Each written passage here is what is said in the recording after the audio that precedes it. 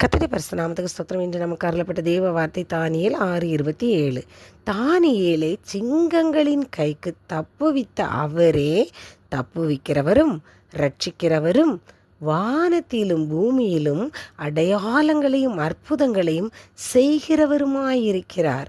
இந்த வசனத்தில் சொன்னது யார் சொல்லியிருக்காங்கன்னா, மேதிய ராஜா அவர் தரியு ராஜா இந்த வசனத்தை சொல்லியிருக்காங்க. இந்த வசனத்தில் உள்ள காரியங்களை சொல்லியிருக்காங்க.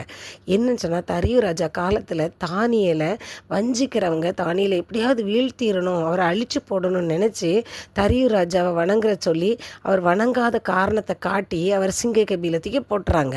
ஆனால் கர்த்தருக்கு மட்டுமே பயந்து அவர் மற்ற யாரையும் வணங்க மாட்டேன்னு சொல்லி எதிர்த்து நின்னார். அவர் 3 வேளையும் கர்த்தரை ஆராதித்தார். அவர் கடமைகளை கரெக்டாக செஞ்சார். ஆனால் சிங்க கபியில் போட்டதுனால கர்த்தர் அவரோடு இருந்து அவரை தப்புவித்தார். இதை கண்ணார கண்டு கர்த்தருடைய மகிமையை உணர்ந்த தரியு ராஜா சொன்ன வார்த்தைகள் தான் இவைகள்லாம். இதில் கர்த்தர் நம்மளுக்கும் வார்த்தைகள் சொல்லியிருக்காங்க. ஏன்னா நம்மளுக்கும் சிங்கம் போன்ற எதிரிகள் நம்மளை சுற்றி இருந்தால் கூட கர்த்தர் நம்மை தப்புவிப்பார். வேறு யாராலையும் நம்மளை தப்புவிக்க முடியாது. அதனால் அவராக தான் தப்புவிக்க முடியும். அவர் தான் நம்மை ரட்சிக்க வந்த ரட்சகர். நம்முடைய வாழ்க்கையை ரட்சிப்புக்குள்ளே கொண்டு வந்தவர் அவர் தான்.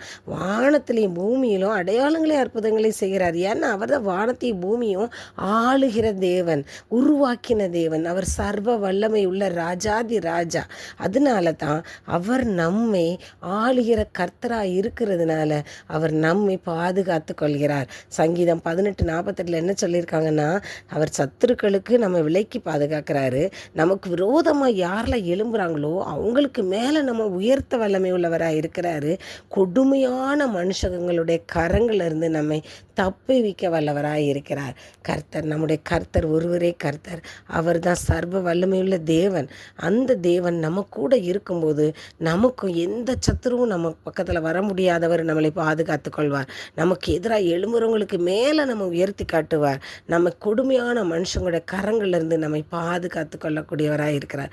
அதனால் அவரை நாம் பற்றி கொண்டவர்களாக இருப்போம். ஸ்தோத்திரராஜா, நன்றியோடு துதிக்கிற உடைய வார்த்தைகளுக்கு நன்றி அப்பா. நீரே எங்களை ஆளுகை செய்கிற கர்த்தர், எங்களை தப்புவிக்கிறவர், எங்களை ரட்சிக்கிறவர், எங்களுடைய வாழ்க்கையில் அதிசயங்களும் அற்புதங்களையும் செய்கிற தேவன் நீர் ஒருவரை. உண்மை பற்றி கொண்டவர்களாய் நாங்கள் வாழ எங்களுக்கு நீங்கள் உதவி செய்யுங்க. இயேசு கிறிஸ்து மூலம் வேண்டிக் கொள்கிறேன் பிதாவே, ஆமேன்.